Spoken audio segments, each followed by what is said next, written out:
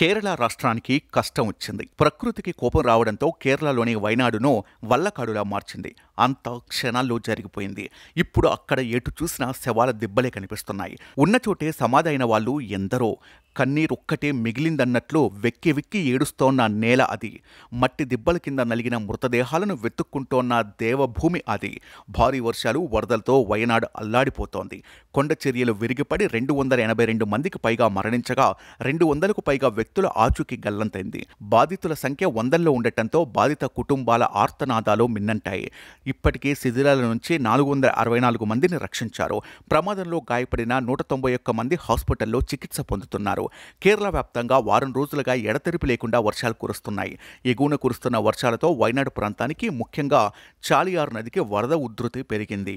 సోమవారం అర్ధరాత్రి 1:30 సమయంలో వరద విభత్సానికి కొండ చర్యలు విరిగిపడ్డాయి. ఎన్డీఆర్ఎఫ్, ఆర్మీ, డిజాస్టర్ మేనేజ్మెంట్, స్థానిక పోలీసులు, అగ్నిమాపక సిబ్బంది అత్యంత వేగంగా సహాయక చర్యలు చేపట్టడంతో వందలాది మంది ప్రాణాలను కాపాడగలిగారు. బుల్డోజర్లు, క్రేన్లు, డిటోనేటర్లు, డ్రిల్లింగ్ మిషన్లు వినియోగిస్తూ కూలిన కొండ చర్యలను తొలగించడంలో విజయం సాధించారు. చర్యల కింద ఎవరైనా ఉన్నారేమో తనిఖీ చేసేందుకు స్నీపర్ డాగ్స్ను వినియోగిస్తున్నారు. కేరళకు చెందిన 2 మంత్రులు సహాయ కార్యక్రమాలను పర్యవేక్షిస్తున్నారు.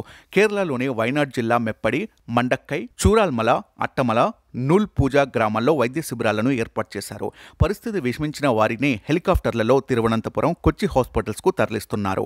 మరోవైపు బాధిత కుటుంబాలను ఆదుకునేందుకు దాతలు ముందుకొస్తున్నారు. ఇప్పటికే తమిళనాడు సీఎం ఎంకే స్టాలిన్ వయనాడు బాధిత కుటుంబాల కోసం కేరళ సీఎం సహాయ నిధికి ప్రభుత్వం తరపున 5 కోట్ల విరాళం ఇచ్చారు. వయనాడు విషాదంపై అదానీ గ్రూప్ తీవ్ర విచారం వ్యక్తం చేసింది. ప్రమాదంలో చనిపోయిన వారి కుటుంబ సభ్యులకు పారిశ్రామికవేత్త గౌతమ్ అదానీ సానుభూతి ప్రకటించారు. అదానీ గ్రూప్ బాధిత కుటుంబాలకు అండగా నిలుస్తుందని తెలిపారు. తమ కంపెనీ తరపున 5 కోట్ల సాయాన్ని సహాయ నిధికి అందజేస్తున్నట్లు ప్రకటించారు.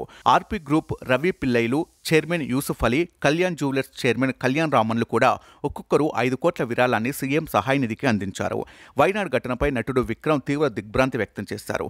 ప్రమాదంలో మృతి చెందిన కుటుంబాలను ఆదుకునేందుకు సీఎం రిలీఫ్ ఫండ్కు 20 లక్షల విరాళాన్ని ప్రకటించారు. అలాగే తెలంగాణ ప్రభుత్వం కూడా కేరళ రాష్ట్రానికి ఆర్థిక సాయం చేయాలని కేబినెట్లో నిర్ణయం తీసుకోవడం జరిగింది.